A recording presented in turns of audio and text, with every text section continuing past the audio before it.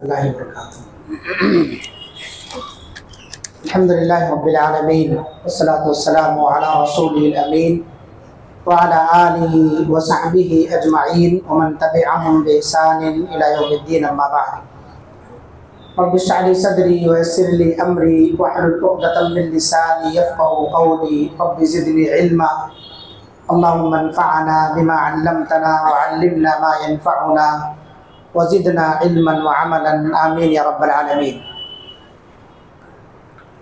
गुज़िश्ता दुरूस में हमने नमाज के अहकाम मसाइल में से बहुत सारी बातें दर्स के ज़रिए मालूम कर ली हैं। आज के दर्स में नमाज के अहकाम से ही मुताल्लिक़ नमाज के अंदर मकरूह उमूर यानी वो मामलात जिसे नमाज के अंदर अंजाम देना नापसंदीदा है।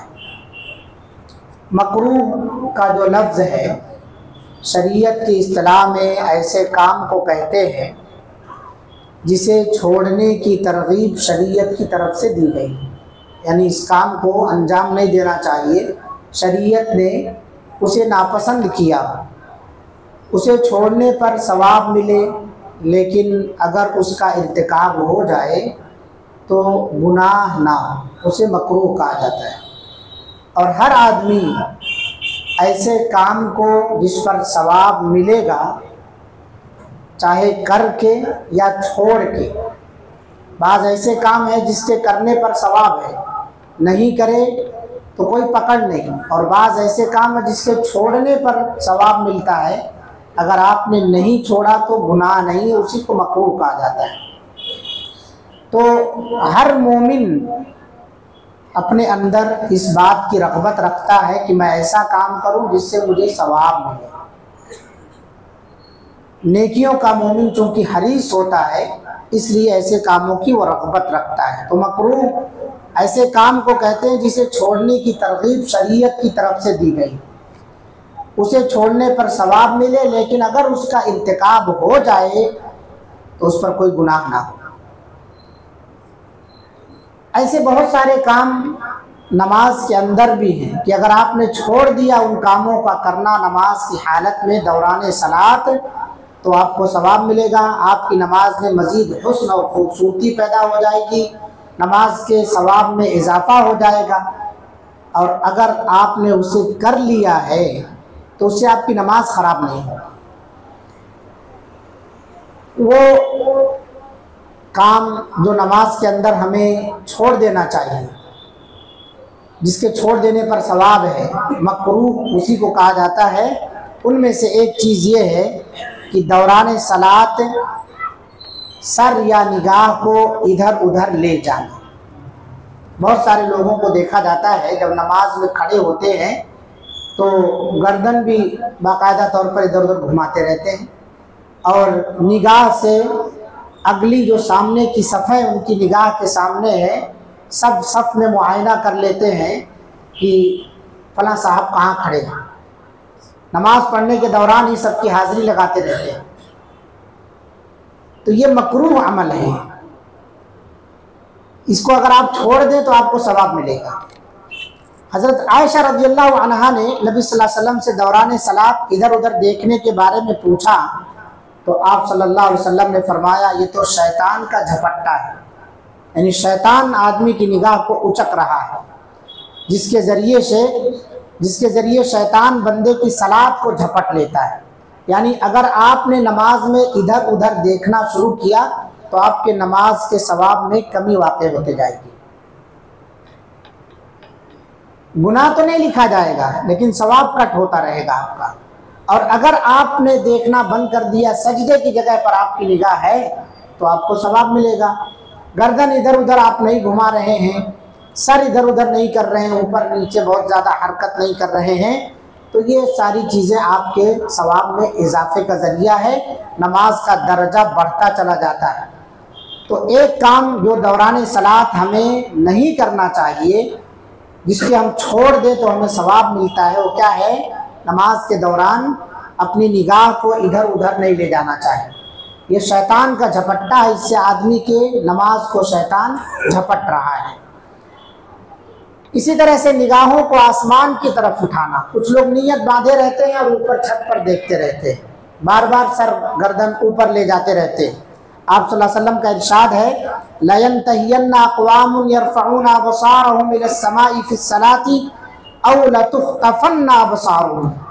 लोग ज़रूर बाज़रूर हालत सलात में अपनी निगाहों को आसमान की तरफ उठाने से बाज आ जाए। या अल्लाह के रसूल सल्लल्लाहु अलैहि वसल्लम ने गोया वार्निंग दी, बाज आ जाएं लोग, ज़रूर बाज़रूर बाज आ जाएं, यानी ताकीद की अल्लाह के रसूल ने।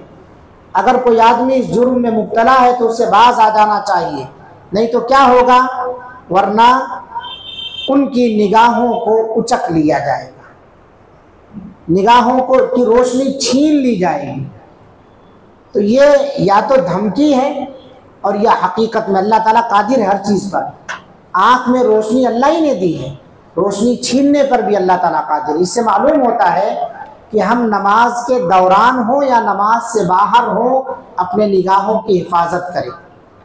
नमाज की हालत में बहुत सारे लोग अपने निगाहों की हिफाजत नहीं करते थे। 10 मिनट 12 मिनट का मामला है जो आप नमाज पढ़ते हैं, 10 से 12 मिनट बहुत लंबी। अगर कोई नमाज पढ़ाया तो 15 मिनट अगर बंदा 24 घंटे में से 15 मिनट अपने निगाह की हिफाजत नहीं रख रहा है तो नमाज से बाहर, नमाज की हालत में नमाज से बाहर उससे कैसे उम्मीद रखी जा सकती है कि आदमी अपनी निगाह की हिफाजत करेगा।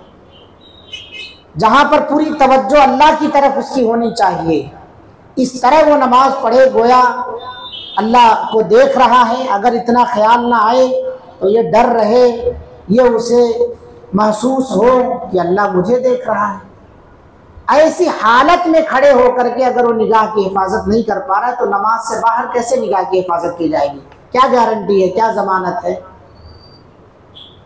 तो इसका मतलब ये है कि हमें नमाज के अंदर भी निगाह की हिफाजत करनी है और नमाज से बाहर भी। अल्लाह ताला ने कुरान में फरमाया, कुल लिल मुमिनीना यगुद्दू मिन अबसारिहिम। ऐ नबी, आप मोमिनों से कह दें कि वो अपनी निगाहें नीची रखें। और दूसरी आयत में फरमाया, कुल लिल मुमिनाति यगुद्दुना मिन अबसारिहिन्ना।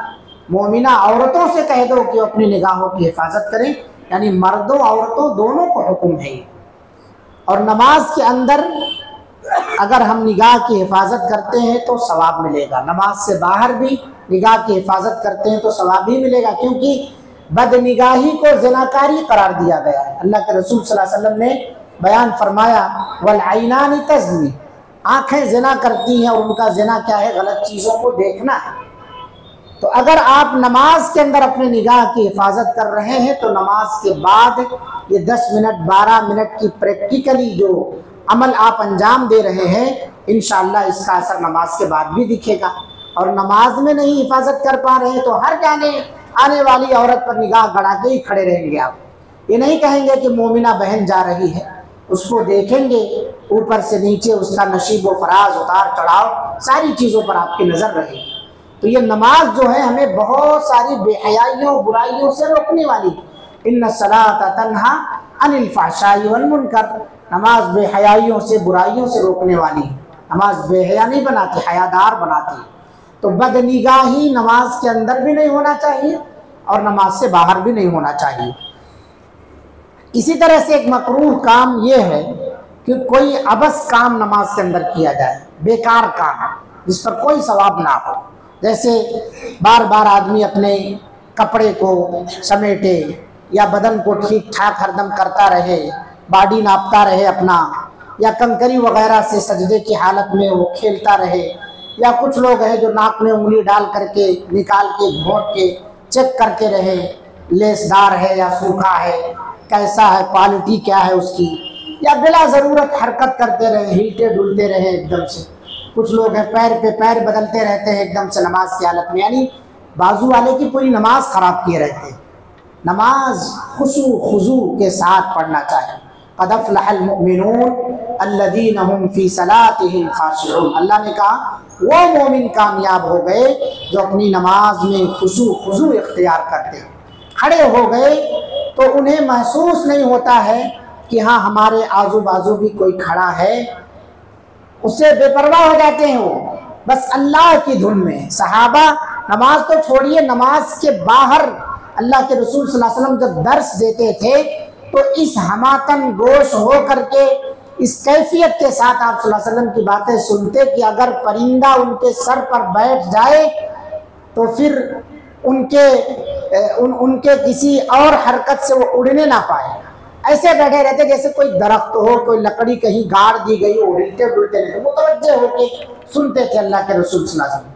हमारे यहाँ कोई अगर बीच में आ जाए तो सारी पब्लिक उसी को देखने लगती है। ये मौलाना क्या खुतबा दे रहे हैं, ख़त्म मसला, क्या दर्स दे रहे हैं, ख़त्म मामला। सहाबे कराम नमाज से बाहर ये हालत है, तो आप सोचिए नमाज के अंदर क्या, नमाज के अंदर तीर भी लग जाती थी उन्हें, तो वो तीर लगे, खून बहे, कोई फर्क नहीं पड़ता है, उनको इतनी लज्जत मिलती थी नमाज में। बाज़ लोगों ने कहा आपने नमाज जारी क्यों रखी, तोड़ दिया होता। कहा मैं ऐसी सूरत की तिलावत कर रहा था कि मैं उसके तर्क करके अपने तीर को या खून को पोंछना मैंने गवारा नहीं किया। मुझे कुरान की तिलावत में इतनी लज्जत महसूस हो रही थी। हमारी नमाजें लज्जत से खाली हैं, इसलिए हम पूरी दुकान का हिसाब नमाज में ही करते रहते हैं। कितने कस्टमर आए, कितने गए, कितना हिसाब करना है, कितना लेना, कितना देना, किसका कर्जा बाकी है, किससे लेना, किससे देना, सब नमाज में ही हम करते रहते हैं। तो हमें चाहिए कि हम नमाज के अंदर गैर ज़रूरी हरकत ना करें। सैयदना मुअक्किब रज़ियल्लाहु अन्हु से रिवायत है, नबी सल्लल्लाहु अलैहि वसल्लम ने सजदा की जगह मिट्टी बराबर करने के सिलसिले में फरमाया। ज़मीन चूँकि कच्ची थी तो बाज़ लोग सजदे में जब जाते तो मिट्टी बराबर करते, तो आप सल्लल्लाहु अलैहि वसल्लम से पूछा गया तो आपने कहा कि अगर करना ही पड़ रहा है तो सिर्फ एक बार, उसको हर सजदे में पोंछते मत रहो। जैसे ये जानिमाज शतरंजियाँ बिछाई हुई हैं, छोटे छोटे ज़र्रात आ जाते हैं, ख्याल ये रखना चाहिए कि पहले से वो सफ़ा हो, लोगों के लिए सहूलत, जिनकी जिम्मेदारियाँ हैं वो अदा करें उसको, और किसी भी किस्म के मुसल्लियों को कोई तकलीफ़ ना हो। अगर कुछ कंकरी मिल गई बसा औकात तो उसे एकदम फूंकते रहना, ढकेलते रहना, जब तक पूरा पोछा नहीं मार देंगे तब तक सजदे में नहीं जाएंगे। ये बेकार काम कर रहे हैं आप। सिर्फ एक बार की इजाज़त है, अगर सामने कोई चीज़ है तो एक बार उसे ऐसा हटा दीजिए बस। 2 से 3 बार 4 बार कर रहे हैं तो ये लग़्व काम कर रहे हैं नमाज के अंदर, और लग़्व उसी को कहा जाता है जिसका ना तो दुनिया में ना तो आखिरत में कोई फ़ायदा नहीं, उल्टा आपके ऊपर गुनाह लिखा जाएगा। वल्लज़ीना हुम अनिल लग़्वी मुअरिज़ून, कामयाब मोमिनों की पहचान है कि वो लग़्व कामों से एराज़ करते हैं। नमाज की हालत में तो हमें और एराज़ करना चाहिए, नमाज की हालत में हमें इन चीज़ों से और बचना चाहिए। तो अगर सजदे की जगह पर कोई चीज़ है तो एक बार उसे इधर उधर करने की इजाज़त है बस, उसके बाद नहीं। इसी तरह से मकरूह आमाल में से एक अमल ये है कि कोई चीज़, ऐसी चीज़ नमाज के अंदर अपने साथ ले करके आदमी आए जो उसे मशगूल कर देने वाली।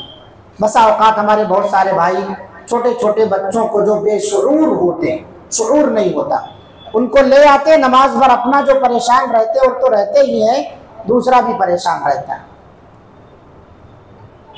इसी तरह से आपका मोबाइल है, जिन लोगों के ज़्यादा फ़ोन आते हैं, बकसरत फ़ोन, ऐसे लोग मोबाइल नीचे रख के नमाज पढ़े तो बार बार मैसेज, बार बार फ़ोन आ रहा है, आप टेंशन में रहते हैं, बाजू वाले की भी नमाज ख़राब हो रही है।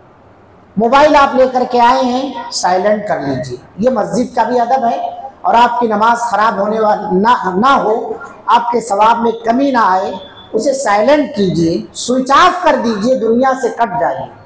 कभी कभार आप भूल गए हैं तो मोबाइल बज रहा, और अफसोस तो ये होता है कि वो म्यूज़िक और वो ना जाने कौन कौन से रिंगटोन लगा के सेट किए रहते हैं कि कान बहरा कर दे इंसान के। नमाज की हालत में भी वो सब बचते रहते हैं, फिर भी एहसास नहीं होता कितने ऐसे लोग हैं। ये सब अबस काम है, बेकार काम है। ऐसी कोई चीज़ अपने साथ मत रखिए जो आपको नमाज में उस जानिब मशगूल कर देने वाली हो, जैसे कोई भारी चीज़ या ऐसी रंगीन चीज़ जो निगाह को अपनी तरफ खींचे। मोबाइल के कवर पर कुछ लिखा रहता है, या इसी तरह से दस्ती वगैरह है, बहुत सारी चेक वाली दस्तियाँ बनी हैं, उसको आप नीचे नमाज सज्जे की जगह पर रख करके नमाज पढ़ रहे हैं तो उसके चेक में ही मशगूल रह जाते हैं आप।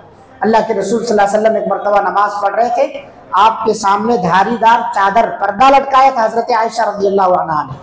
आप सल्लल्लाहु अलैहि वसल्लम ने नमाज से फरागत के बाद हज़रत आयशा से कहा, अमीती अन्ना क़िराम, ये पर्दा जो है हमसे दूर कर दो, क्योंकि इसकी जो धारियाँ हैं नमाज भर मुझे उसमें मशगूल किए रहे। नबी का ये आलम है, तो क्या आप बच सकते हैं?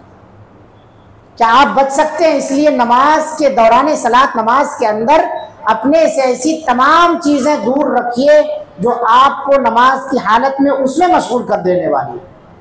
नमाज को की हिफाजत की फ़िक्र करनी चाहिए हमें और आपको। सही बुखारी और सही मुस्लिम की रिवायत के मुताबिक नबी सल्लल्लाहु अलैहि वसल्लम ने एक धारीदार चादर में सलात अदा की। सलात के बाद आप सल्लल्लाहु अलैहि वसल्लम ने फरमाया, इन धारियों ने मुझे नमाज में बड़ा गाफिल रखा, इसे अबू जहम के पास ले जाओ और उनकी मोटी चादर ले आओ। ये नरम चादर गर्चे है, आरामदायक है, मगर इसके अंदर जो धारियाँ हैं ये मुझे उसमें मसरूफ़ रखे। अब इसी से मालूम होता है कि नमाज मस्जिदों के अंदर सजदे की जगह पर या किबले की तरफ में बहुत सारे दुआइया पोस्टर्स लगे होते हैं, कुछ तहरीरें लिखी होती हैं बिल्कुल सामने ही, तो आदमी उसमें मसरूफ़ हो जाता है। ऐसी चीज़ें किबले की तरफ नहीं रखना चाहिए, क्योंकि इंसान उसके अंदर मसरूफ़ होकर के उन्हीं तहरीरों के चक्कर में पड़ा रहता है। तो बेहतर यह है कि इससे एहतियात किया जाए ताकि हमारी नमाज ख़राब होने वाली ना हो। एक और अहम चीज़ है कि नमाज में पहलुओं पर हाथ रखना ये मकरूह है।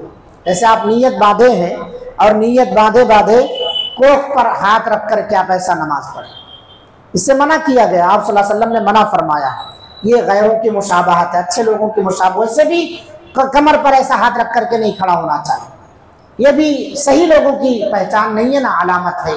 नमाज की हालत में भी आप अपनी कोख पर, कूल्हे पर ऐसा हाथ रख करके नमाज में ऐसा नहीं रखना चाहिए, इससे मना फरमाया आप सल्लल्लाहु अलैहि वसल्लम ने। इसी तरह से खाने की मौजूदगी में, जबकि खाना खाने की ख्वाहिश हो, आपको भूख लगी हो मतलब, या पेशाब पैखाने की हाजत हो, तो फरागत से पहले इंसान को सलात अदा करना, यानी इन चीज़ों के फारिग होने से पहले पहले नमाज अदा करना, ये मकरूह अमाल में से। लेकिन ये कम है। ये इंसान, अल्लाह के रसूल सल्लल्लाहु अलैहि वसल्लम की हदीस है कि जब दो खबीस चीज़ें तुम्हें धक्का मारें तो पहले उन खबीस चीज़ों से फारिग हो जाओ। वो क्या खबीस चीज़ें? पेशाब और पैखाना। इंसान जब हाजिर हो जाएगा नमाज में बगैर पेशाब और पैखाना किए हुए, तो जाहिर सी बात है उसे वो तकलीफ दे हो। अब वुजू टूटा कि तब वुजू टूटा, रुकू में या सजदे में, किसी भी हालत में कोई भी हादसा हो सकता है उसके साथ। इसी टेंशन में पूरी नमाज गुजारेगा वो, फिर खुशू कहाँ रह गया। इसीलिए अल्लाह के रसूल सल्लल्लाहु अलैहि वसल्लम ने कहा, पहले इन चीज़ों से फारिग हो जाओ ताकि तुम सुकून से नमाज पढ़ो। भूख लगी है, खाना मौजूद है, जमात में अभी वक्त है, तो पहले खाना खा लो, फिर आ जाओ नमाज पढ़ने के लिए। और अगर जमात का वक्त हो गया है, जमात खड़ी होने वाली, जमात के साथ नमाज पढ़ना ज़रूरी है, आके नमाज पढ़ लो, फिर जा कर के खाना खा लो। खाना तैयार है, नमाज में अभी वक्त बाकी है, तो आप खाना खा के उसके बाद आइए नमाज पढ़ने के लिए। तो ये भी एक अमल बहुत सारे लोग करते हैं। अल्लाह के रसूल सल्लल्लाहु अलैहि वसल्लम ने फरमाया, कोई भी खाना सामने होते हुए नमाज अदा ना करे, और ना ऐसी हालत में जबकि पेशाब या पैखाना उसे परेशान कर रहा हो। इसी तरह से नींद के गलबे की हालत में सलात के लिए खड़ा होना। आदमी को नींद आ रही है, इसीलिए अल्लाह के रसूल सल्लल्लाहु अलैहि वसल्लम ने मगरिब और इशा के बीच में सोने से मना फरमाया, क्योंकि जब आप मगरिब में सो जाएंगे तो इशा रफू चक्कर हो जाएगी, और अगर उठ भी रहे हैं तो सुस्ती के साथ नमाज अदा करेंगे, नींद का गलबा रहेगा। अब एक मसला ये है कि क्या अब नमाज छोड़ के हम सो जाएं? फजर की वक्त भी बहुत सारे लोगों को नींद आते रहती है, तो क्या अब इससे ये लगा लें कि भाई कल हम हदीस सुने हैं कि जब नींद का गलबा हो तो नमाज नहीं पढ़ना चाहिए, बाद में पढ़ लिया जाए। ये कौन सी नमाज है? ये नमाज नफिल नमाज है, तहज्जुद वगैरह की नमाज है। वरना आप दुआ करेंगे बद्दुआ हो जाएगी, कुछ और तिलावत करने का कुछ और कर देंगे। फ़र्ज नमाजें सुस्ती नहीं करना, फ़र्ज नमाजों में तो मुनाफिकीन की पहचान है। आप नमाज का वक्त हो जाए और चादर तान के सो जाएं, ये पहचान मुनाफिकीन की है, इससे बचना चाहिए। ये नफिल नमाजों की बात हो रही है, ये कि नींद का जब गलबा हो तो आप नमाज में तहज्जुद वगैरह के लिए खड़े ना हो, नींद पूरी कर लें, क्योंकि वली आईन का अलैका हक़्क़ुन, तुम्हारी आँख का भी तुम्हारे ऊपर हक़ है। इसीलिए अल्लाह के रसूल सल्लल्लाहु अलैहि वसल्लम ने जो बात बयान फरमाई है कि पहले सोना चाहिए, इशा के बाद देर में नहीं सोना चाहिए। अगर आप देर में सो रहे हैं तो तहज्जुद तो क्या फजर में भी नहीं उठ पाएंगे आप।